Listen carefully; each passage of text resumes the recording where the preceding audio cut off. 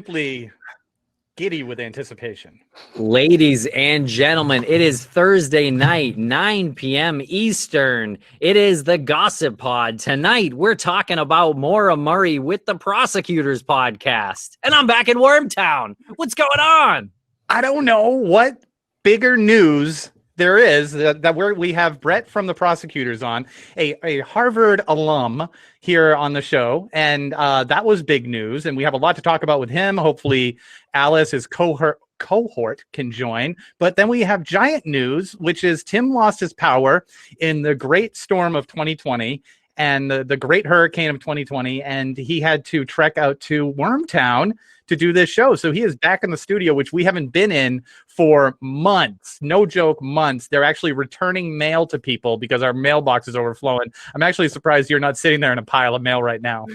I got a bunch of it. A lot of IRS notes, unfortunately. We'll talk about that after. Oh, it's all good. We don't know anything. I'm just kidding. I know. Oh, no, it's been months of things. It's been months of letters, mostly bank statements, actually. Oh, good. Good to know. Yeah. Brett, how are you doing tonight? Great, guys. So glad to be here again. Do they really call it Wormtown? You didn't just make. They do. It's Worcester, Massachusetts. The nickname is Wormtown. Yeah. Okay. Yeah. We're trying to bring it back. It apparently became a thing in the 70s, and we heard about that and tried to bring it back. Gotcha. Worcester. Yeah. Worcester.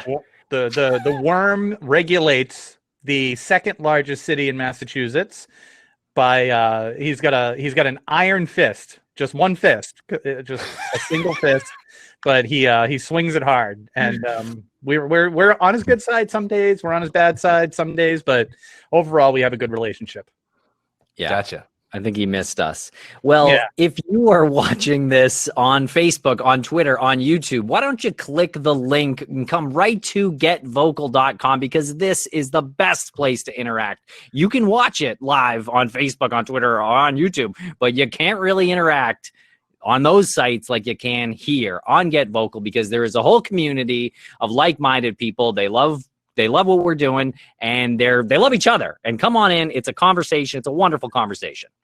I think Brett might have confused Brett. We weren't talking to you when we said go watch it on Twitter.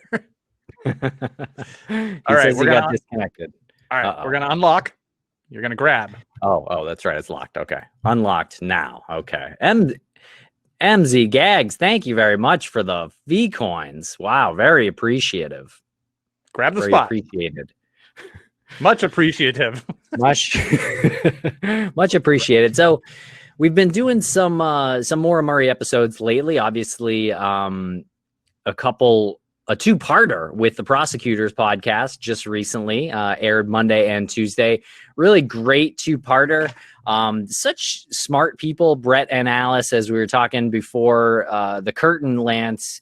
They went to Harvard and Yale, and they said, and Brett had the nerve to tell us that they don't actually teach you anything at Ivy League schools. That's what Ivy League people will say. They'll say that because they don't want you to feel bad, right? They don't want you to like feel bad that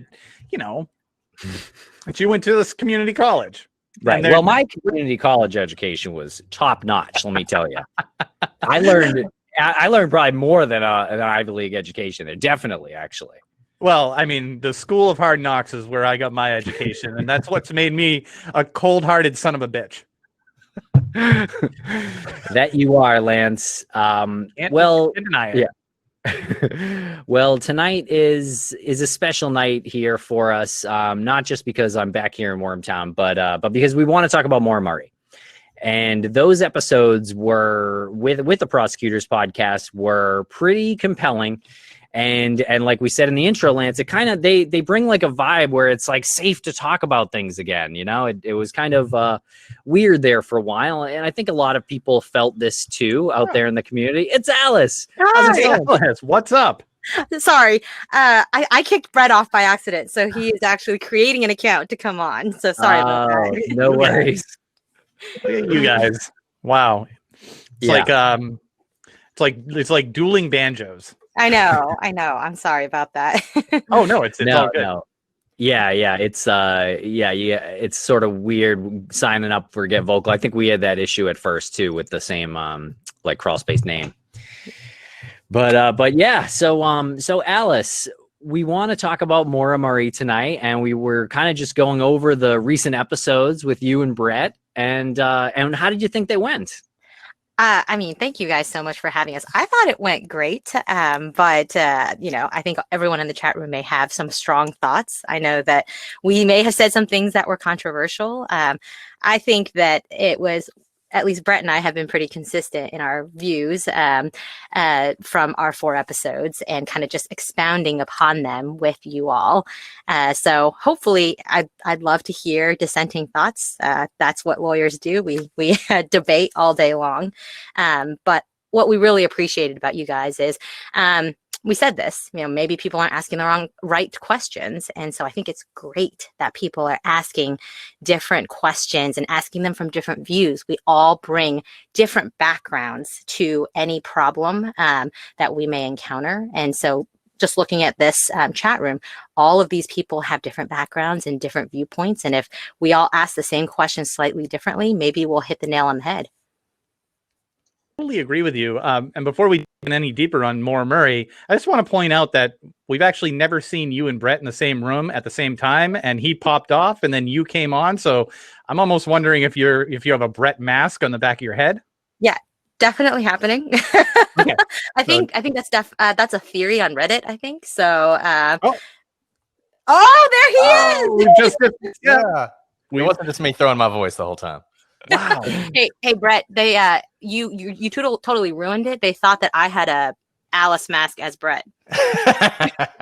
That's the comment section was running wild with that, so we just squashed that rumor right away. Yeah, Sorry, everybody. Sorry to blow up that conspiracy theory, but gotta do what you gotta do. Yeah, I do have a legit question. You said that you throw out some controversial ideas or concepts in Maura's case, in Maura's disappearance.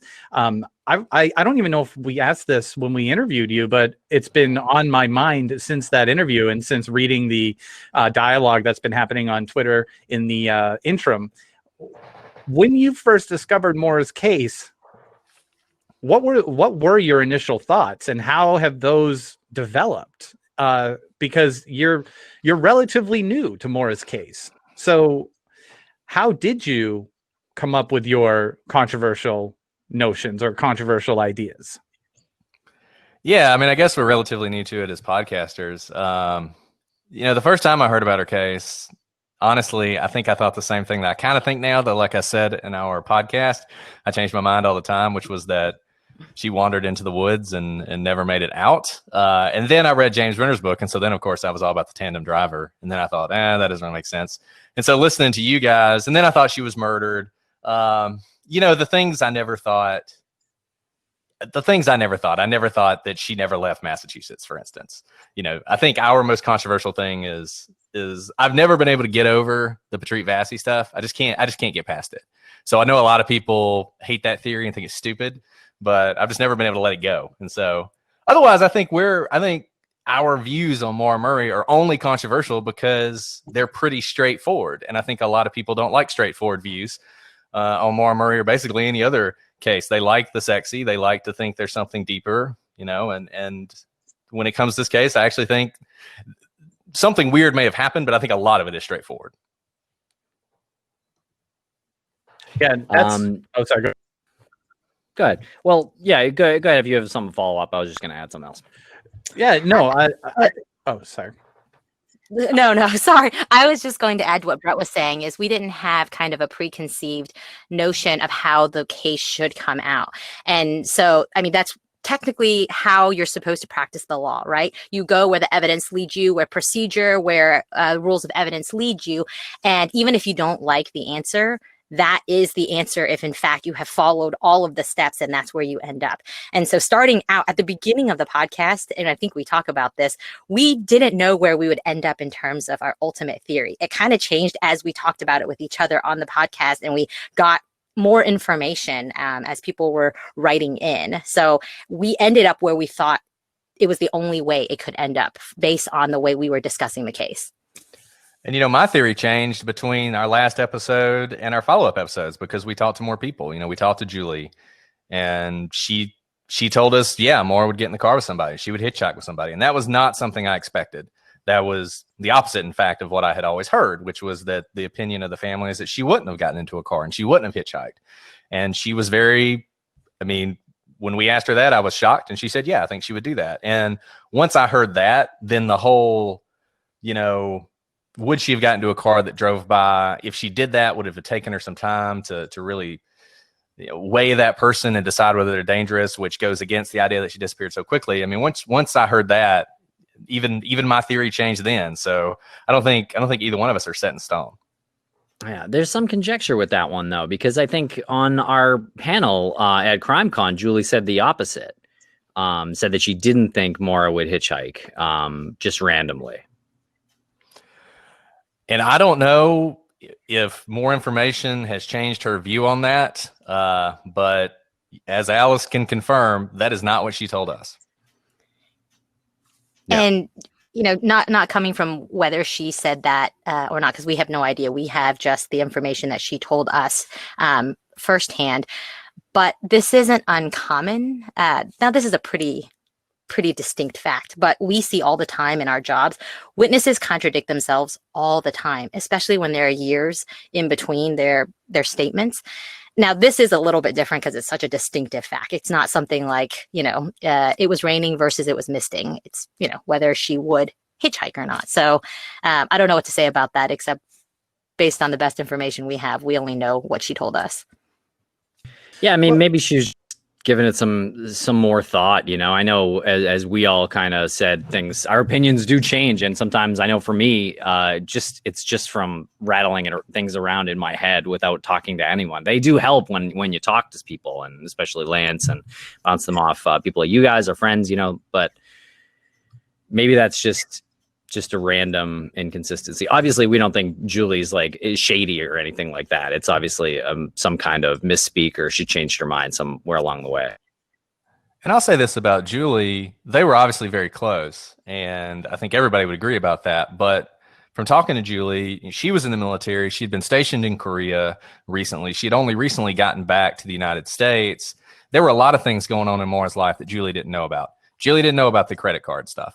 Right. She didn't learn about that until after Maura disappeared. So I think it is possible, even though I don't know when your CrimeCon was. I think it was only a couple of years ago. So it's a little weird that she would learn something in those couple of years that would change her mind so dramatically. But I do think Julie, at least, and I don't want to speak for her, but is open to sort of learning new things about Maura that she just didn't know before. Do you think that some of the passion and some of the controversy comes from questioning, when you question the family, no one's actually questioning the family here, but by saying Julie said one thing on this day and then a certain period of time later she said something that contradicted, all of a sudden I feel like people start to believe that the four of us here are now saying Julie's in on something and the Murrays are covering it up. Is that something that you've experienced?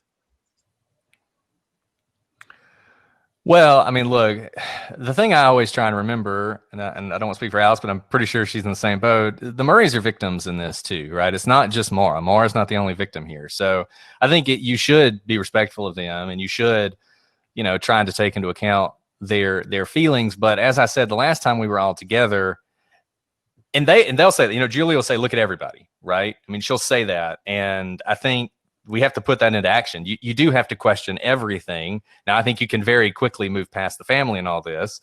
But I don't think we can allow sort of fear of how the family might react to putting theories out there and letting people test them. And you're right. You're absolutely right. That is a danger.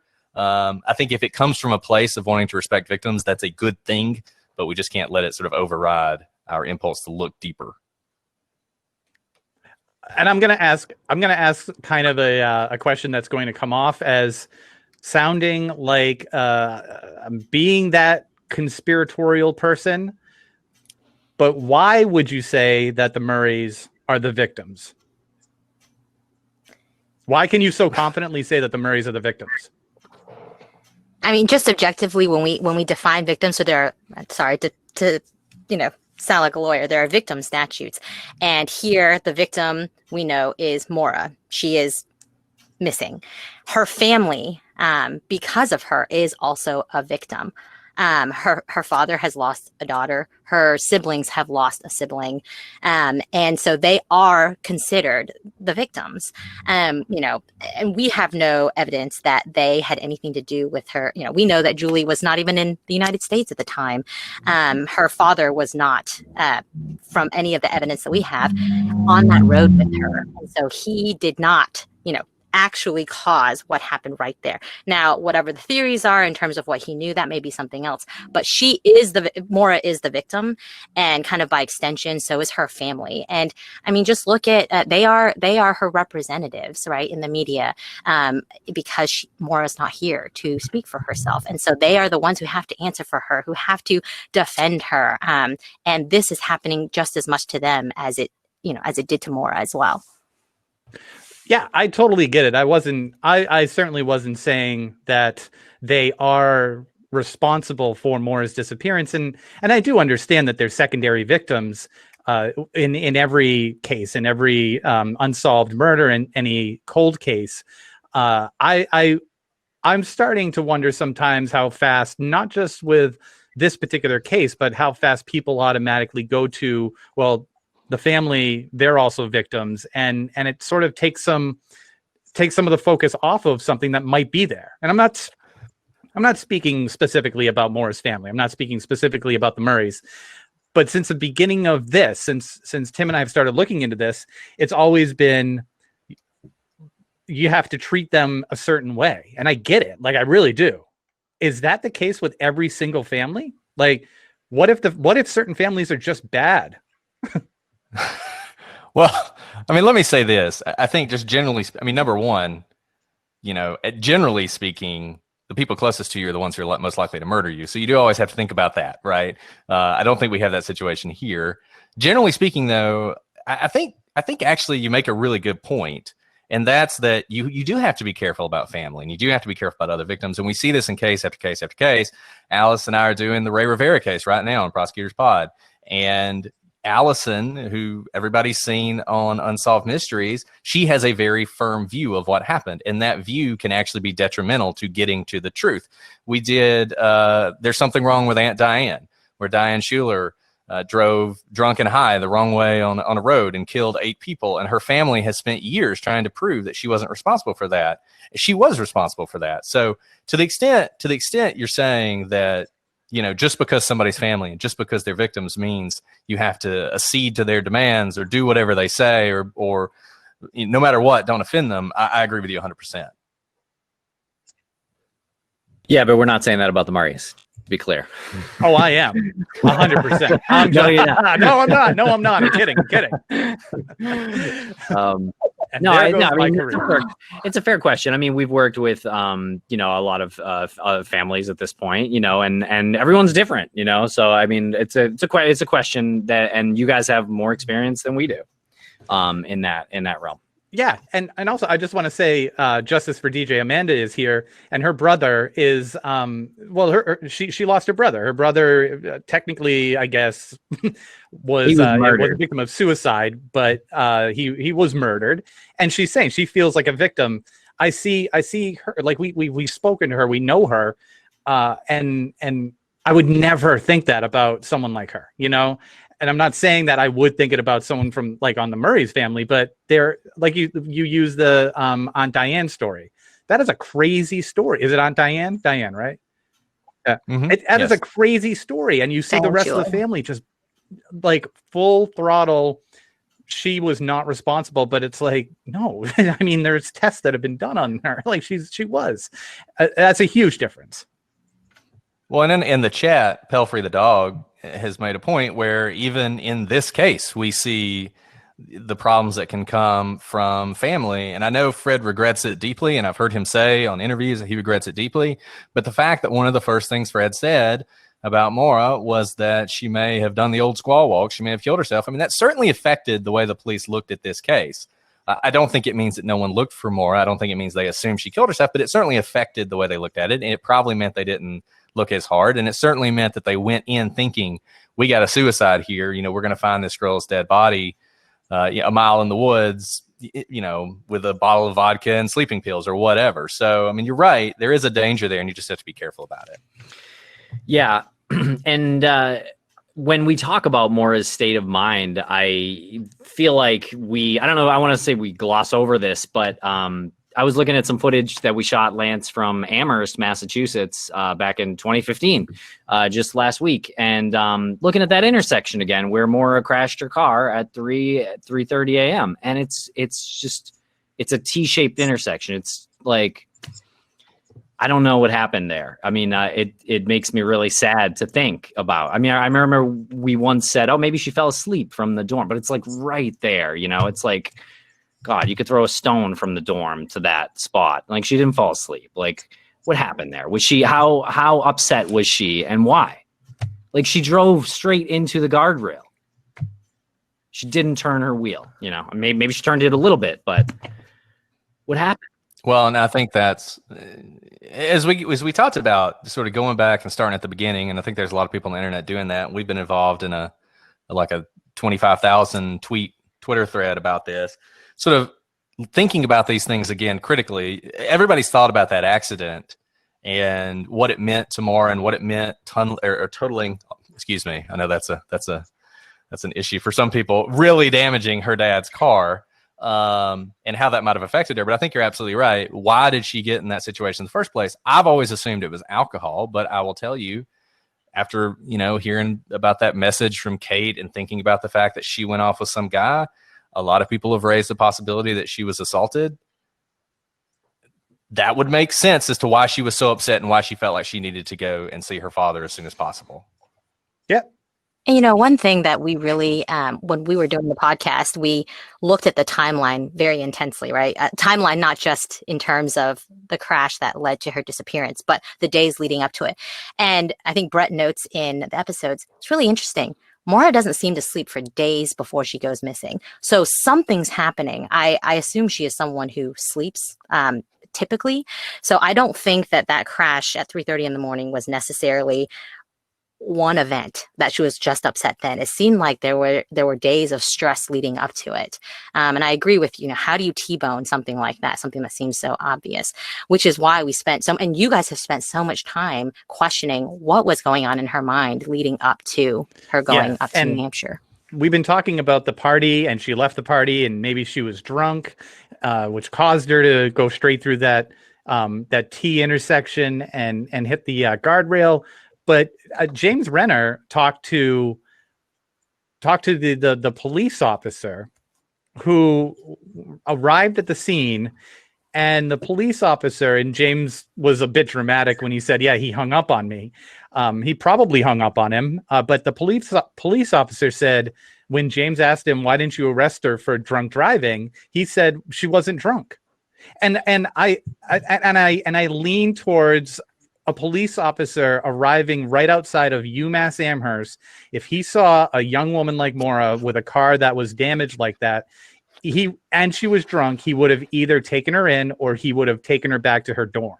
I don't think he would have let the tow truck driver take her, like, hop in and go away with the car to her dad's motel just on her word.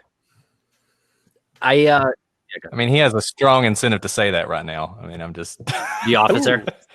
Though, as I said, I agreed with you 100% on the podcast. I thought if she was drunk, he would have ticketed her. Alice actually disagreed with me on that and thought, she's a pretty girl. Maybe he cuts her a break. I don't know. I mean, that's just based on my own experience being at a party school for undergrad, right? There was a lot of drunk driving, should not have happened. But these were kind of students that were driven, and the police knew that a DUI or a DWI on their record could really hamper this is the definition of privilege, right? Basically let them off. And so I personally saw that in my undergrad experience, and I wondered, it's in the middle of the night. She's probably clearly very apologetic, very scared, probably shaking and crying. And he's like, let me give you a break. I could see that happening. And I'm not saying the police officer's lying, but I also don't think after she goes missing, when somebody asks him, he's going to say, "Oh yeah, man, she was fall down drunk, but I let her go anyway." Yeah, he's not going to admit that no matter what. But now I believe it is in Renner's book, and maybe someone in the chat room can help me out here. But I believe that it was in his book that she was going to face a reckless driving charge at some point. You don't that's no good, or he's so wrong about that. You just got the wave off. You got the wave off. I'm not waving off Tim. I'm waving off James, because that's ridiculous. Like, what does he think was going on? Does he think some in-depth, was the FBI coming in to investigate this wreck and determine whether or not it was reckless driving? If she was going to get reckless driving, he would have cited her that day. The fact that he didn't means it couldn't have been a situation where, maybe she's a little intoxicated. She's, not a bad person. Like, she's apologetic. She understands what happened. And he's like, okay, well, maybe you're a little tipsy, but I'm gonna do you a favor and give you a reckless driving charge instead of a DUI.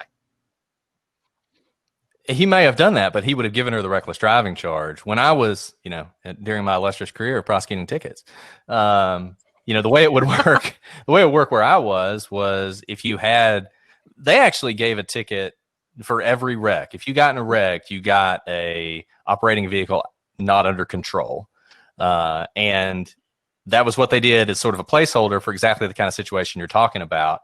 And then you would show up in court, and if you had insurance and it wasn't, like a big deal contested, we just dismissed it and you were fine, right? But the thing is, the police officer has to give you that ticket that night. He can't come back later. And moreover, if he was going to do that, that would all need to be in his report. He's not going to come back later and issue you that kind of citation, at least in my experience. Well, that's good to know, because I think that's a really important point, because of the credit card fraud that Maura had faced, that charge. She was on, I guess, some kind of like pretrial probation type of situation. And that reckless, or if she was going to get a reckless driving charge, I believe that could have been really bad. That could have brought that previous charge back and kept it on her record, and she actually would have had to have really faced that charge. You're right about that. And 2 points on that. I think what they did with her credit card was they continued it to a later date. And the idea is you continue the hearing to a later date, and if you come back and there's nothing else has happened, they go ahead and dismiss the charge. Right now, I think the Saturday night thing, she was free and clear. But what I've always thought is that Monday night, when she's in New Hampshire and she's wrecked her car and she's been drinking, then I think you're 100% right. That would be in her mind. She would know, man, if the police show up and they find me and they realize I've been drinking, I'm in so much trouble.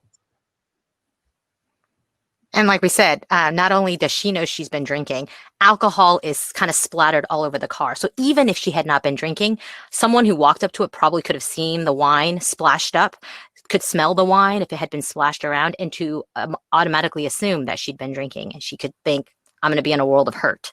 I'm not in a good place. I need to get out of here. Chime in with something that Brock wrote that I want to bring people's attention to before I forget about it. He said everyone has 3 lives. I thought it was pretty interesting: public, private, and secret.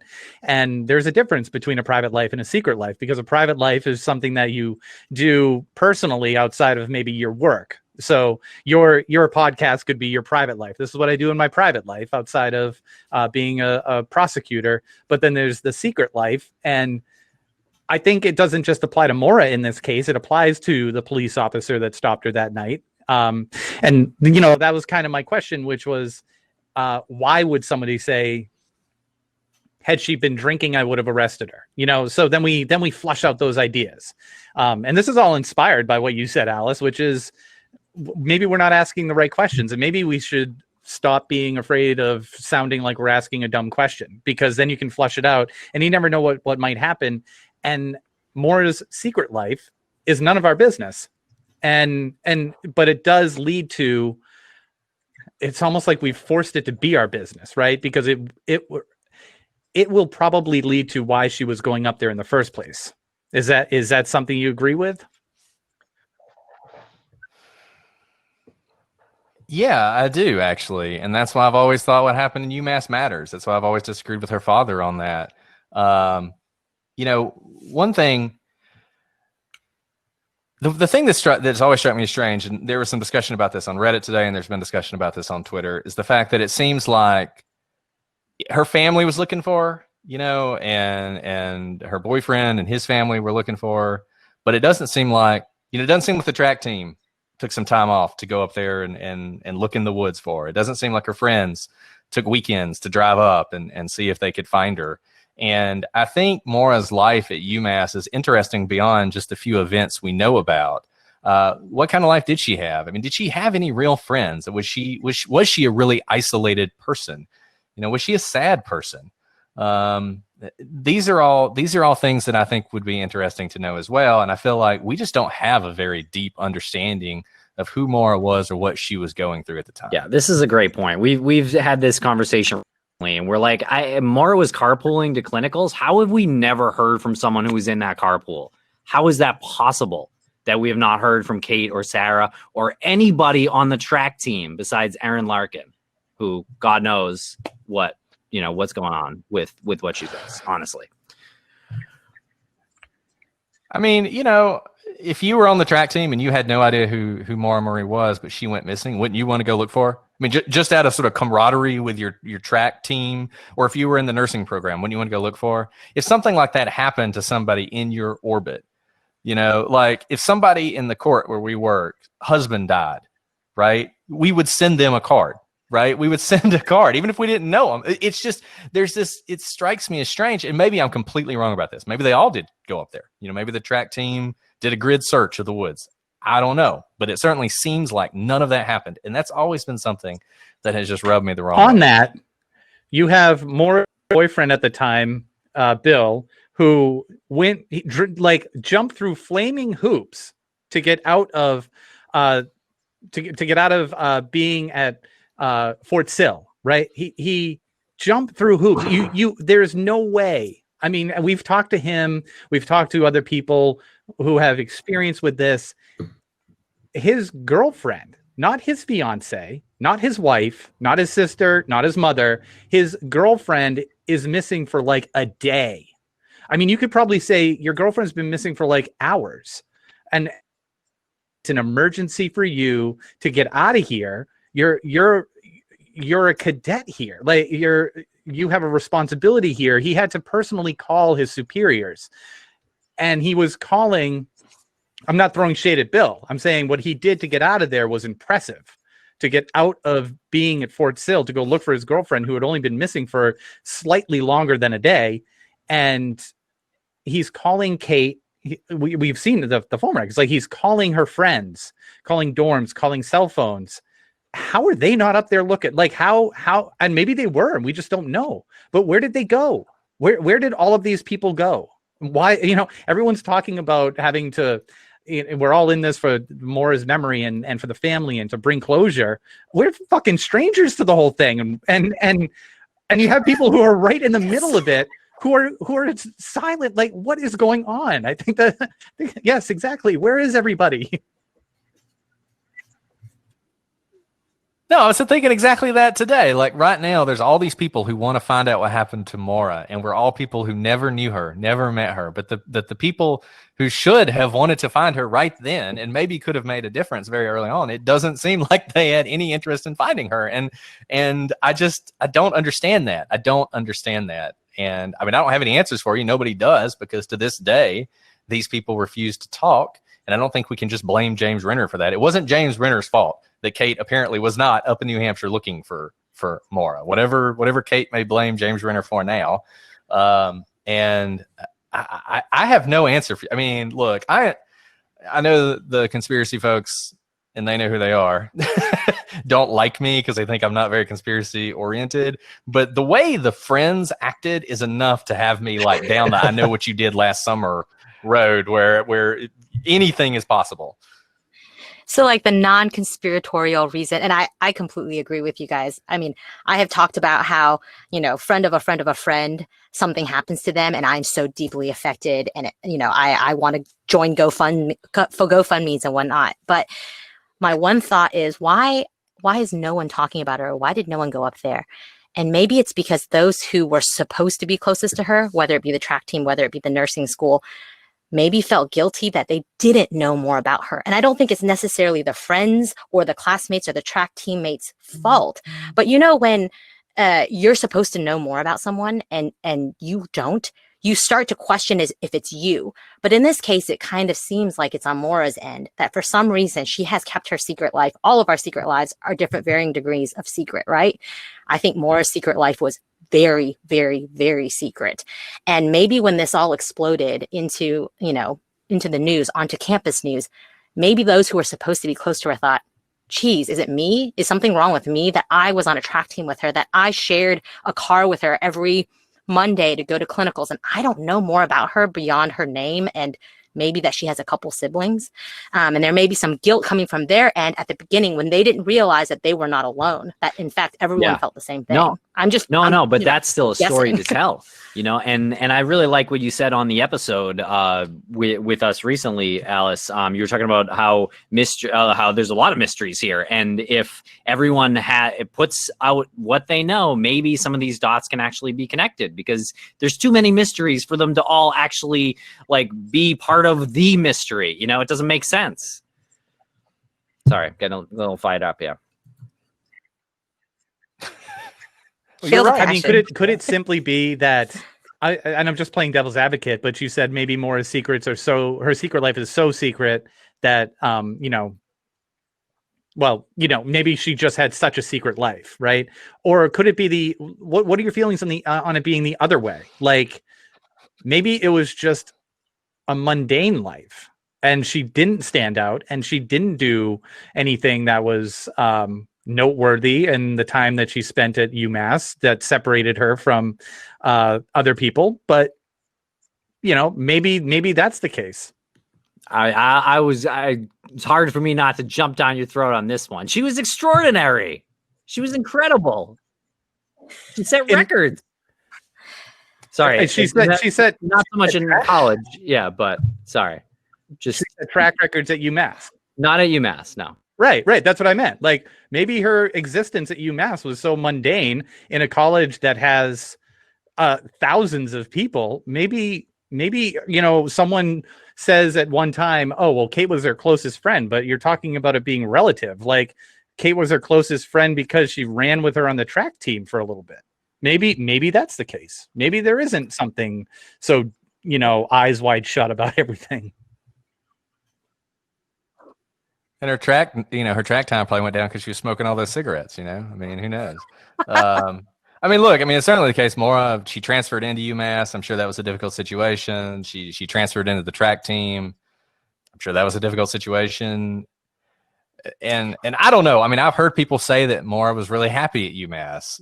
But then, maybe the reason her room is packed up, and I know people disagree to the extent it was packed up, maybe she was thinking about leaving. I don't know. But we would know more if there was anybody at UMass who seemed like they knew anything about Maura who could tell us these things. So I'll push back a little bit just from an investigative standpoint. Prosecutors, we work with law enforcement to investigate people. And typically, even if you are absolutely average, right middle of the pack, nothing extraordinary about you, which honestly is most people. That's why there's a bell curve. The majority of people fall into the middle. Mundane or average doesn't necessarily mean secretive. In fact, all of us live very public lives. You may not know it, but if you are being watched and someone is going to notice you, you may not know it, but maybe it's your garbage man who notices the way you always pull out your garbage can and is like, man, that's the one who always puts it in a place that I don't like. We're all being observed at all times. What I have found in the investigative world is it actually takes effort for people not to know about you. Right. And so being average, being mundane doesn't equate with being unnoticed. Being unnoticed, in my experience, is you're taking steps to keep that life of yours quiet. And Brett can disagree with me. Go ahead. I personally hear you on the garbage. That's just right. I hear you on the garbage man theory because I know my garbage man is very aware of my existence because I've been screwing up the garbage since I moved here. So that really hit close to home for me. But how do you differentiate between the I mean, it's a fact that eyewitness testimony and their statements are very unreliable. What's the difference between that? So if your argument is or your stance is that you're always being watched, and I totally agree with that, because I think people are just naturally observant. I think people love to watch other people. So where does it come? Like, where does the separation happen? Where does the fallout happen when they're actually questioned about something in regards to a person that might have just been kind of mundane, but it was a person that they had observed, and then their memory fails? Where does that fallout happen?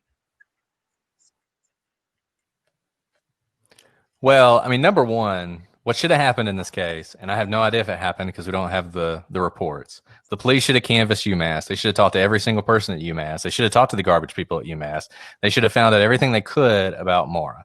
That should have been the first thing they did. I have no idea if that happened or not. But what you do in those situations when you're talking about, and if this isn't answering your question, you can stop me. When you're talking about how do you account for the mistakes that witnesses make, and how do you know whether an eyewitness account is reliable or not? The way you do that is you have to back up eyewitness testimony, direct evidence, as we call it, with circumstantial evidence. So just a couple examples in this case, right? So my understanding, and I'm sure the chat room will correct me if I'm wrong, is that someone saw Maura leaving from her dorm or whatever with a box of wine and possibly a bag full of beer cans, right? And we sort of argue about what the beer cans were, whether those were the ones she returned and got like $5 for or not. But say you have somebody who says, I saw Maura leaving with a box of wine. The box of wine's in her car, right? So you can use that circumstantial evidence to back that up. Then let's say you've got a bus driver who sees a girl at the side of the road that he thinks is Maura Murray in New Hampshire. Then you have the dogs come in and they track Maura Murray's scent 100 feet from the car. That circumstantial evidence backs up the eyewitness account of the bus driver that he actually did see Maura Murray there. So I think what you always have to do with these eyewitnesses is you have to attach circumstantial evidence to what they've seen. And that's one of the reasons the police don't give us everything. We talked about holdback evidence on our podcast a lot. They want to be able to compare what they know to what you're telling them to see whether or not those things line up. I just literally saw. No, it wasn't Dave. Like that just made me see a light, because I was wondering, and you just filled that gap between what Alice said and what my question was. And that's exactly what I was asking, is like, what's the difference there when we say that eyewitness testimony or eyewitness statements are unreliable? Observing someone, no matter if they're mundane or not, has nothing to do with what their statement is going to be later on.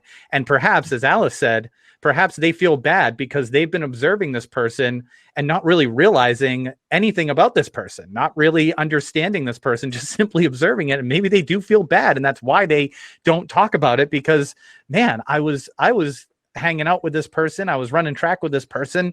I high-fived her at the end of, each track meet, and I was nothing more than just mildly fascinated by her. And I never made it, and maybe Kate's feeling that way. I never made any attempt to get to know her any more than just as someone who pops in and has a drink with me in my dorm and we run track. And I never made the effort. That's really interesting.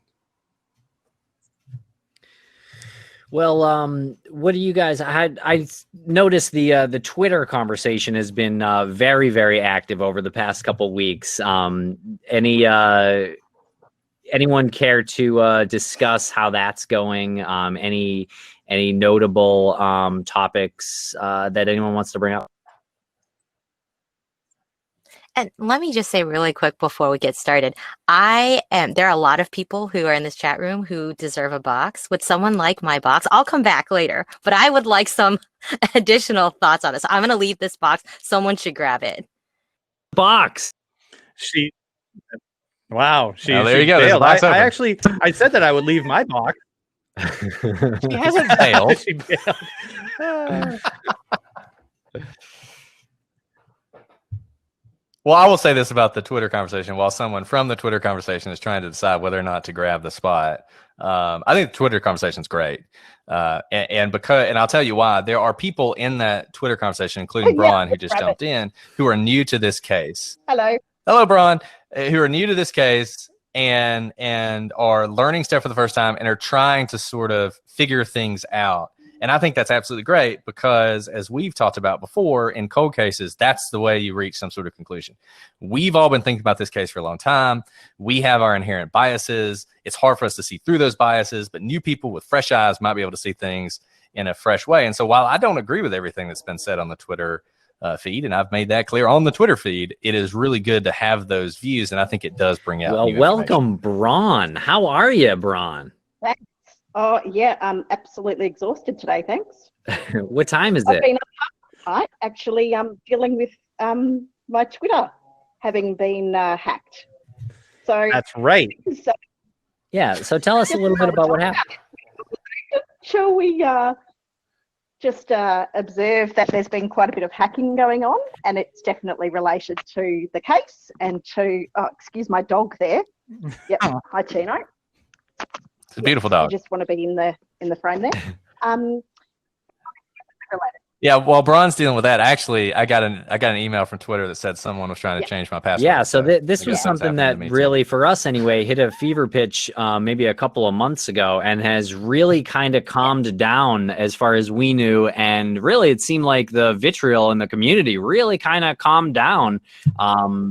Sorry, after like I would say a few weeks ago, after it like again hit that fever pitch, and then things were kind of cool for a little while, and then this some hacking seems to be have happened. So Braun, yeah, tell us a little bit more about your experience in that Twitter thread. What happened? Look, I found it to be absolutely fantastic. I think it's been wonderful. And I think Brett would agree, wouldn't you, Brett? It's been just so great to interact with so many people with different views. And yeah, we don't all agree. And there are times that Brett and I agree and Brett and I disagree. And it was really funny. We actually said, yeah, we respect each other. And at the end of the day, you know, we're friendly. And it doesn't really matter if we agree or we disagree. We respect each other. And that's what I'd like our conversations to be like, is there doesn't need to be hacking. There doesn't need to be asking people to, or actually demanding people to leave the case, or else I'll reveal your personal details, or I'll report you to the police, or why? What are we hitting on that's actually harmful? Because that's what it's making it look like. Right. I think that's a really good point. So call me a conspiratorial person. And do you know what's really funny is I think I'm actually, I'm feeling really hurt actually that people are calling me a conspiracy theorist, because I am the furthest from conspiracy theory you could ever get. I am solid evidence. And that's why in this case, I have to question it, because there's no evidence.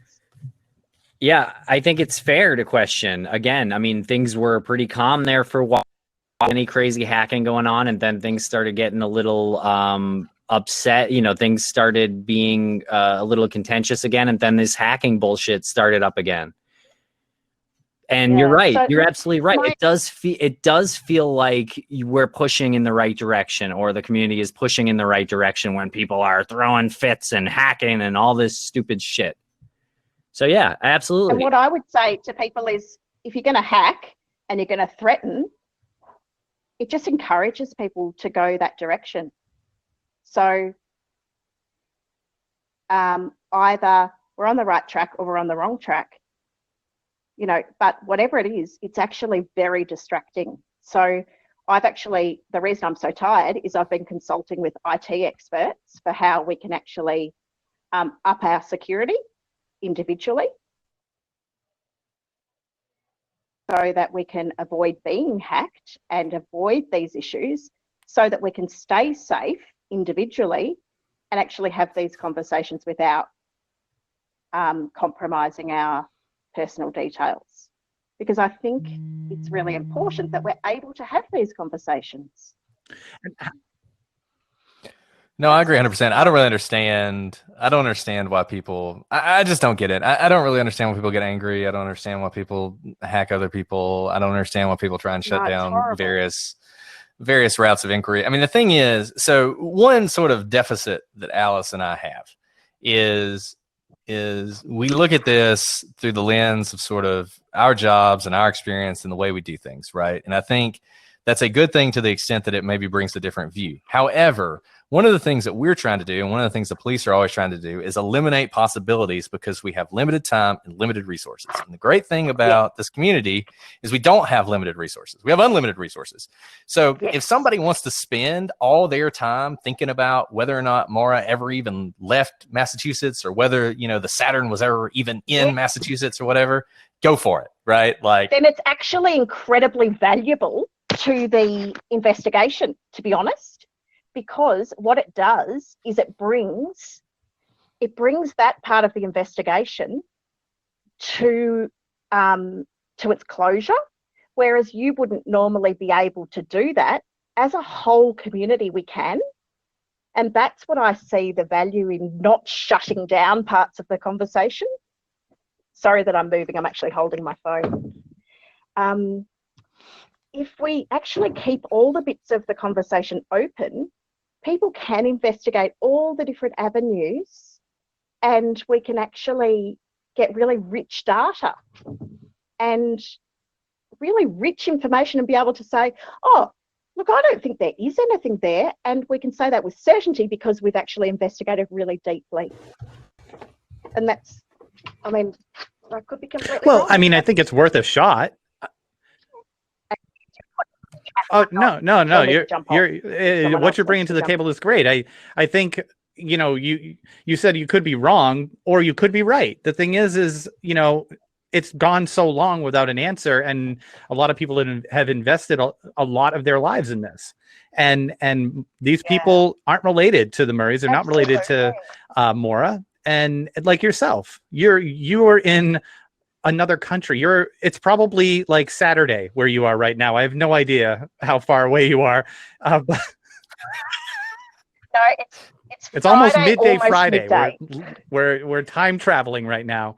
But this is affecting somebody in an area where it's Friday already, and she's not related to Maura. I think it's important. And I think that there's just a small, very loud and aggressive group of people that try to take down, for whatever reason, people like yourself, you know, and question like Jamie Cook, the crime talker, and try to call him out and say that he's actually somebody else. That moment was so mind-blowing to me because it was so wrong. And how many times has that happened where somebody didn't come forward and say, here's the proof of life, it's not me? Somebody was probably like, I'm out of here. And who knows, they might have had great input, but all it takes is just somebody to say, no, I'm confident. And I've said this 1,000 times and I'm sick of myself saying it, but someone just literally said, no, I'm confident this is not you. I'm looking at the IP address. It's not you. Just made it up and put it out there for people to consume. How many times has that happened? Yep. So the reason, can I just say that I only got a VPN 10 days ago, and I often don't turn it on because it makes my internet slow. When I was hacked on Twitter, I happened to have my VPN on. Lucky. That's now, good. Yeah, but the only thing that helps with is location. So it didn't help you with actually like preventing you from being hacked. Just throws your location, right? Okay. Nope. Correct. So for everyone who thinks they're safe because they're using a VPN, they're not. So, and this is the sort of thing that I consulted the IT expert on, and I'm happy to write out which sort of IT things that he suggested. But which IT expert, if you don't mind? Pardon? Someone that you know? Someone in the community? Someone here. Okay, you got to be careful about that too. Is someone in the Maura Murray community? No. Oh, okay, good. No. Because that's a thing that happens too. Some people, like as we just said, some people will say, oh, I can help you with that, and then they just frame people. Yeah.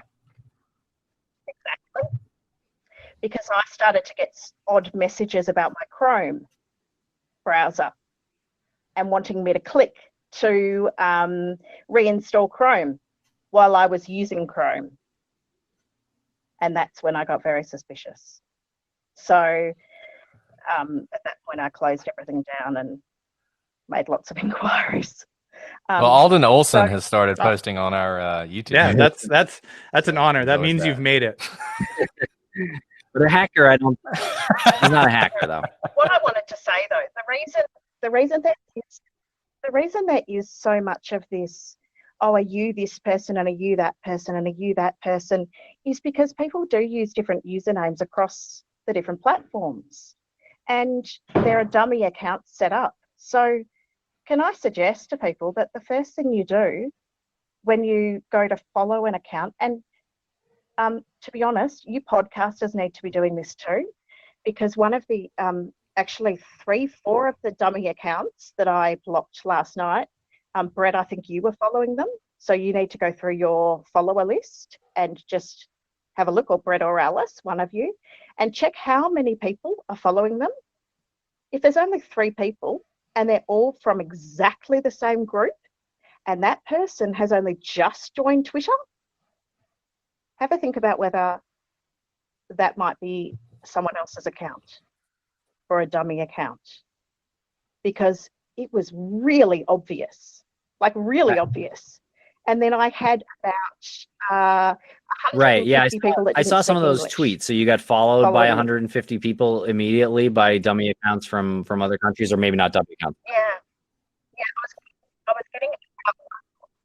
I was getting about 1 to 2 followers every 2 So what minutes. is that? Yeah, what is that? Oh, I wish I had that. Well, what happens is, and then it triggers Twitter to shut down your account. So then you become an inactive Twitter account. Now, for me, Maura Murray is actually not my primary account. Is not my primary case. And so I'm getting really emotional now. I actually advocate for other people who have really, really big needs. Now, if my Twitter account gets hacked and gets taken down, all of my tweets about those people, about those cases, get lost. All of my history about that gets lost. And my profile, my followers, everything to do with that gets lost. Now, 2 days ago, we've just had the death of a major YouTuber in the Stephen Avery case. And that's had a massive impact on our community there. And that's my main case. But I also support Amanda with DJ. And I support another person who's in a very similar situation. And I've just taken on a wrongful conviction case where we're investigating the original case for the wrongful conviction unit. So I need my Twitter account. Yeah, and hacking is a bunch of bullshit. It's okay to disagree. It's okay to talk about a case online. It's okay, Bron. Thank you so much for being in this community and being yourself and showing your face here on this live video. I think that speaks volumes. Yeah. And I want to start a new thread, but we'll the first thing I want to do actually up the top is just to vote on what topic people want to talk about. That's great. And then just try to keep it focused on a topic, because I think that might be the way to kind of keep it a bit focused. And then the next time we'll have another vote and we'll just start new threads. Great. You know, every couple of days maybe. Yeah. Just try to keep it a bit fresh. I don't know. That was just one idea I had. If anyone's got any ideas, throw them out there. And that's what I've been saying. I mean, the more ideas we have from the more people and the more people looking at it, the more likely we are to actually reach some sort of conclusion. I just want to address a couple of questions, because I want to make sure people know that we're reading the questions and we're coming up on the end. I did say if anybody wants to take my spot, they're totally. I'm totally happy to drop my spot. Thank you, Brian. You didn't have to drop your spot. But William up here said if some random online can bully a random stranger into silence unrelated to the case. How difficult is it to comprehend how some random can bully someone who knew Maura into silence? No one ever said it's not difficult to comprehend at all. I think I don't want to be confused. I don't want to be confusing when I'm talking about this. I'm not talking. It's independent conversations, that it's independent points I'm trying to make. And sometimes a hypothetical point I mean is a hypothetical point just to generate conversation. I'm not actually saying something is specific. So it's not right. It's not right that a random person can bully another random person, and any situation that I was talking about wasn't specific to that particular I guess example William was talking about. It's not difficult to comprehend that. Okay. Well, it is. And I'll just say, let me just say one more thing. If there's anybody out there who's listening to this and you don't want to be a part of all this craziness, but you have something to share, you can talk to the New Hampshire State Police. You can email us. You can talk to Tim and Lance. Your privacy will be protected. If you have any information, this has been going on too long. Yeah, don't to follow up, to Let answer us know. that, if Kate has been bullied by someone, it would explain why she's silent. I guess. I don't know. If Kate was bullied by someone and that caused her to be silent, that's not a good thing. Yes, that makes sense to me. Well, that would have to be some kind of threat to extend 16 years. I would feel like, though, that's not just straight bullying from 2004 or whatever, Yeah, and I wasn't like my example of Kate not remembering Maura because she lived a mundane life and she felt bad was just connecting the conversation points that we were having during this particular discussion. I wasn't saying this is what I believe, and maybe I should preface everything I say with this is not what I actually believe. I mean, maybe I don't mind doing that, like that is not what I actually believe. I don't know. So I'm just trying to float out scenarios to prosecutors who have a lot more experience in this. Well, it is 10 o'clock. It's the witching hour, so we're going to have to end this pretty soon. I do want to ask a question here that we don't talk about often at all, and I don't know why. It's another one of those things that no one brings up. We have phone records. We have Maura's phone records. We have Bill Rausch's phone records. What we don't have, though, so those are calls, but what we don't have is text messages. Were they texting, and why does no one ever talk about text messages from that point of time? Because text messages were a thing back then. 35 that's a great per question. month, I don't know. I mean, a cell phone account averaged in 2004 text messages. Yeah. See, that I was just about to say, I don't know if people actually texted back then because you had to pay for them, but it sounds And like they to did. this day, when you do search warrants for phones, it's really interesting because calls you always get, but depending on the service and their retention records for text messages varies greatly. So even to this day, text messages are kind of a wonky thing to get via search warrant, whereas phone calls, because they ping cell towers that are independent, you always have a record of that. So I don't know what to say, except that it seems to be an issue even today. And Brian made a good point that there's the dorm phone too. She would have had a dorm phone. And people forget about that because we don't have landlines now, right? But I had a landline in 2003 when I was in a dorm, and it would be interesting to know. I mean, look, I'm not saying she was cheating on her boyfriend, but if she was cheating on her boyfriend, she probably wasn't calling the other person on the cell phone that she shared with her boyfriend. She was probably calling him on the landline. So I think that's an interesting question as well. All right, yeah, good points there. And we do have to wrap this up, but I mean, there's so many questions here. If anybody does want to jump on, I have no problem popping off. But I want to bring one other thing up here. Okay. Lost land. This sexual assaults investigation that was going on at West Point right around the time that Maura went missing.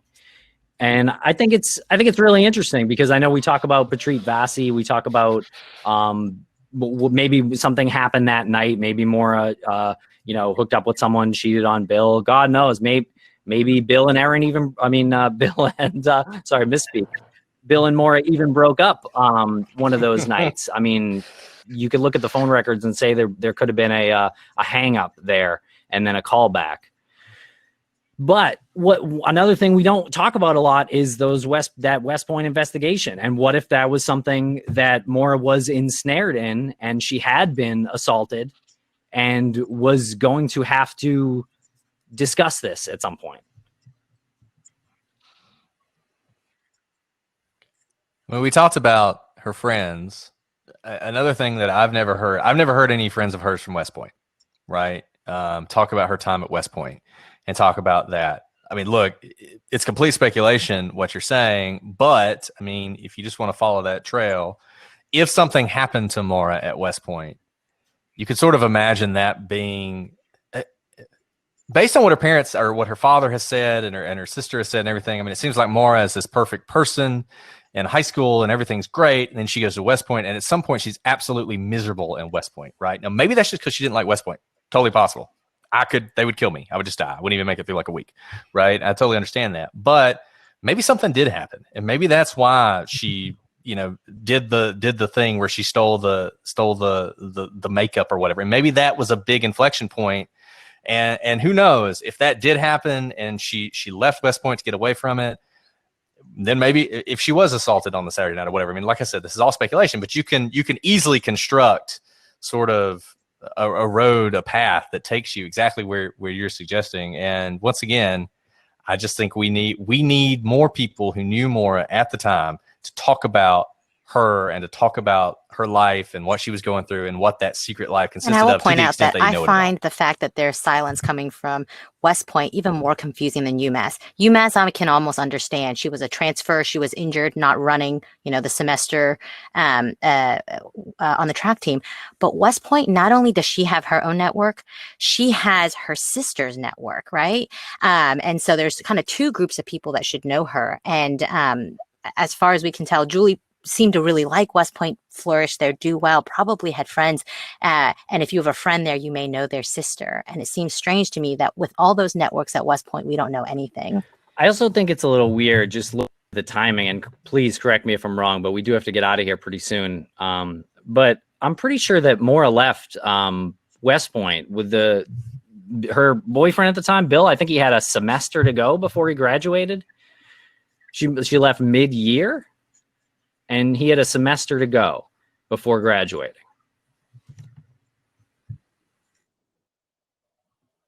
So you guys probably know this better than I do, or Falk can step in if he knows this. I thought that she was leaving West Point at the end of the 2 years because that was the commitment time. At that point, you have to commit or, leave.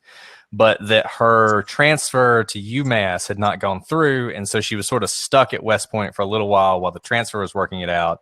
And so maybe that's why it seems like she left mid-semester. But like I said, somebody who knows the timeline a little bit better than me could probably correct that.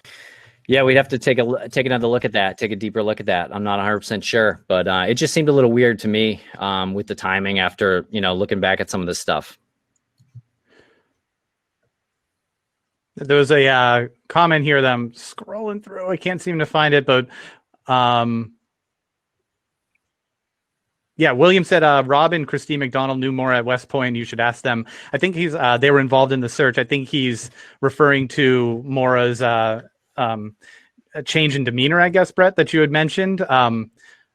Yeah, we would love to talk to them. This is the point of talking like this, is to bring up people like this. I'm surprised that name is coming up right now as someone that we should talk to. And maybe we can get the contact information for it. We're certainly not detectives. We don't have the resources to look up. I mean, I don't know. It's easy to find an email address, but there's no reason why Tim and I would think to even reach out to somebody like that. You know what I mean?